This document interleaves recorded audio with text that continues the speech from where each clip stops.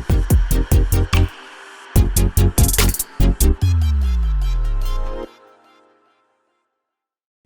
up everyone, Ian and Molly here. We're going to go ahead and take you through a sequence that's going to really challenge knee rotation, specifically from more of a hip flexion or a squat position.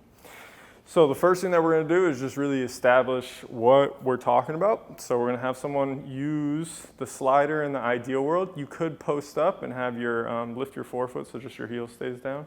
You could do it like that and even just have it on the ground, so you wouldn't necessarily need to have the slider. It's a really big difference, so it makes a really nice little way to block out the ankle. So what I want her to do is try to keep her foot down, so she's not allowed to lift her toes in any way, so that we don't really cheat through the ankle. I'm going to make sure I feel the hip not move, and she's also got this natural block right here. She's going to rotate this line out towards me as far as she can, and then she's going to rotate it all the way away from me. And we'll just do 3 reps nice and slow. Take your time. So now we're really just establishing, can the person show me what their active range of motion is? Don't be afraid to do 5, 10, 15 of them even, because maybe on the 7th one, a connection is, strengthened for the moment and we're able to get a little bit better control and range of motion. But what we really want to do is show you guys really how to load this. So just so you see, a bad one would be, go ahead and try to pull your knee out. So so obviously she moves through the hip there. Another one, you'll see the toes will start to lift up. Maybe she tries to fake it through the ankle. Just think that the ankle can rotate in and out as well, and we don't want that to really happen. We want to keep the ankle locked out as best as possible. Quick side note, could she have been in any degree of knee flexion? Absolutely. So say you're someone who's really working hard on having all kinds of options in the bottom of your squat. You'll notice that you'll have very little range of motion probably, but as you get more and more knee flexion, you might even have a little bit more, a little bit less. Everybody's an individual. Either way, you're going to want your knee to work around the whole continuum. So that's just another option, just so that you guys know. Now, what we're going to do is add the band. You got the band, so let's put it on both your forefeet. So like right at the top. Good. Now, so we have this a little bit of resistance, and there's a lot of different options that we can do. So first and foremost, just go ahead and keep this foot locked in, and now do capsule cars on the right.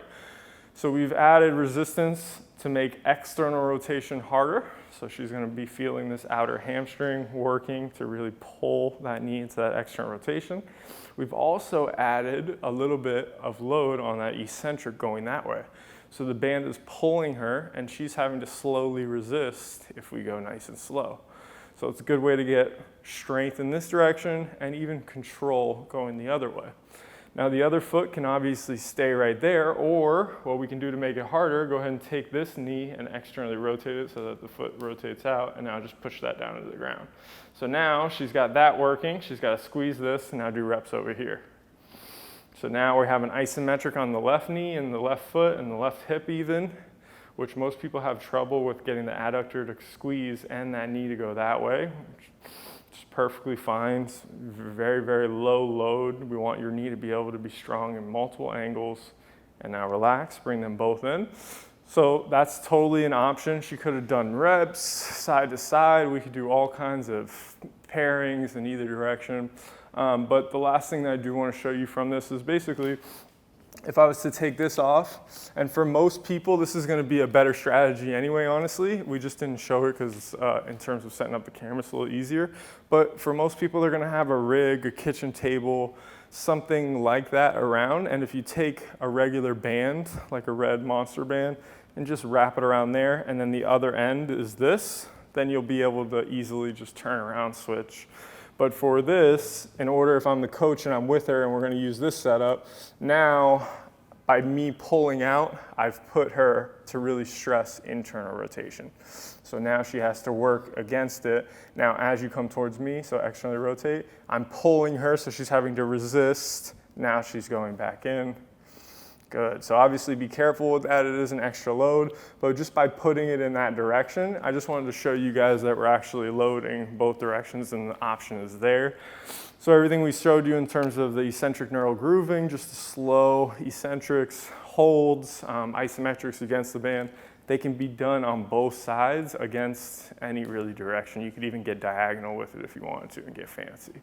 So this is just a little great series to really challenge hip flexion, a little bit of knee flexion, and really, really get after strength for tibial rotation in both directions.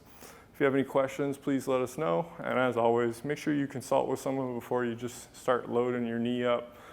There's certain steps along the way that we detail, but the first step is always an assessment, or even at very least asking the person that you're working with. Enjoy the rest of your day, and we'll see you guys next time.